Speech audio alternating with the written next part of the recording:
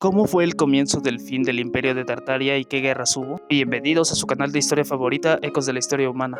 Después de revisar los mapas del geógrafo y cartógrafo Ortelius y su atlas geográfico Theatrum Orbis Terrarum del año 1570, tenemos ya una mejor visión de qué estaba sucediendo en el mundo. Mapa de Asia del atlas de Ortelius, año 1570, y ahora es momento de explicar, pero primero poniendo un poco de contexto, sobre cómo fue realmente el fin del imperio de la Gran Tartaria. Según la historia oficial, Iván IV de Rusia, también conocido por su apodo como Iván el Terrible, se le considera uno de los padres fundadores de la Rusia contemporánea, proclamando el zarato moscovita en el año de 1547. Entre sus logros militares más importantes de Iván el Terrible se encuentran el derrotar al Kanato de Kazán. El Kanato de Kazán fue un estado tártaro, sucesor de la Horda de Oro, quien a su vez eran remanentes del imperio mongol de Genghis Khan. En la parte superior podemos ver la bandera de la Gran Tartaria, en la parte inferior la bandera del Kanato de Kazán. Iván el Terrible supuestamente fue quien puso fin de manera definitiva al dominio tártaro en Rusia en la batalla de 1552, cuando el zarato moscovita al mando de Iván el Terrible derrota y anexa al Kanato de Kazán al dominio ruso. Posteriormente, de 1554 a 1556, Iván el Terrible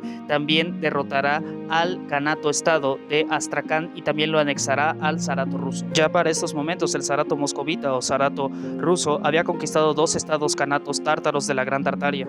Pero es así cuando el imperio aliado de la Gran Tartaria, es decir, el imperio turco-otomano, llegará en su auxilio y apoyo a la guerra. Mapa del imperio turco-otomano, año 1570. Es así como darán inicio a las guerras ruso-turcas. La primera guerra ruso-turca ocurre de 1568 al año 1570. El objetivo del imperio turco-otomano, junto con el Kanato de Crimea, era recuperar Astracán, asegurar una ruta comercial y conectar los ríos Volga y Don. Sin embargo, la campaña militar otomana fracasó debido al clima. El ejército otomano sufrió de hambre, enfermedades extrañas y la flota otomana fue destruida por una gran tormenta en el mar de Azov.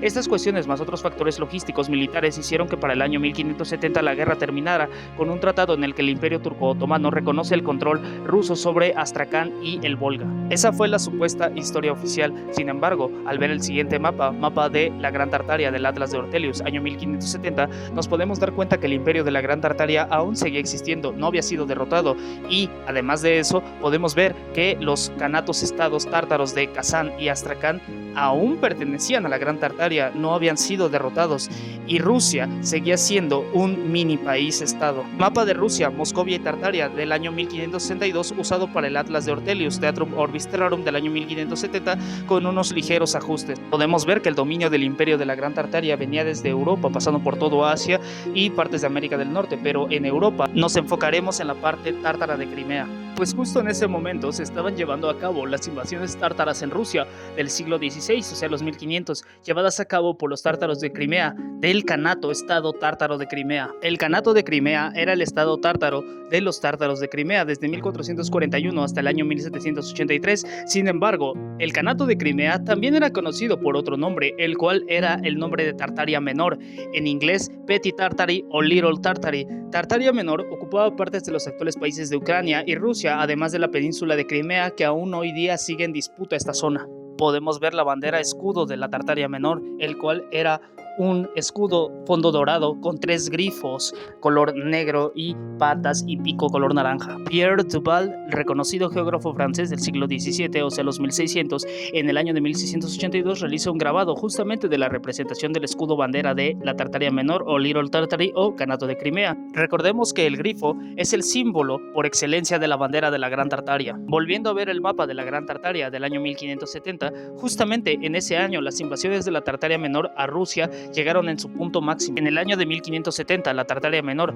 apoyada por su aliado el Imperio Turco-Otomano, invadieron Rusia y devastaron la ciudad de Moscú. Estos ataques provocaron una crisis severa en Rusia. Tal fue el punto de destrucción de esta invasión de la Petit Tartarie o Kanato de Crimea junto con su imperio aliado Turco-Otomano, que en el año de 1571 ocurre el incendio de Moscú, donde prácticamente toda o casi toda la ciudad de Moscú fue consumida y destruida por el incendio y bombardeo a cargo del Khan Devlet I Giray, quien era el gran Khan emperador de la Tartaria Menor en ese momento. Como hemos visto en anteriores videos del libro Civitatis Orbis Terrarum, libro de Franz Hohenberg, quien era grabador y cartógrafo flamenco, junto con George Brown, otro importante geógrafo y cartógrafo de la época, el Civitatis Orbis Terrarum muestra en el año 1572 cómo era la ciudad de Moscú para ese momento, después del incendio de 1571, solo un año después, y vemos que sigue bajo dominio tártari Moscú o Moscovia. Un año después del incendio de Moscú de 1571 y 1572, 472 Iván el Terrible se ve envuelto en una batalla decisiva. Fue en la batalla de Molodí donde el ejército ruso al mando del zar Iván el Terrible enfrentó a una gran horda de la Tartaria Menor de unos 40.000 soldados tártaros apoyados por su imperio aliado,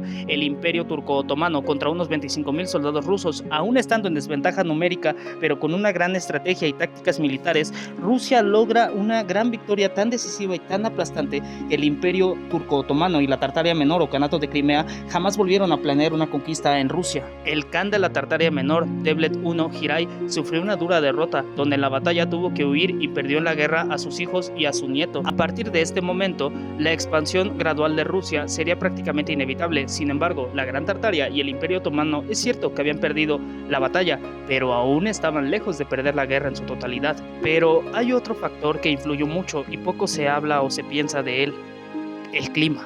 Si te gustó el video, dale like, comparte, suscríbete para no perderte ningún nuevo video que estaré subiendo. Te ha hablado tu amigo de Ecos de la Historia Humana, el único canal que habla de historia verdadera. Hasta la próxima.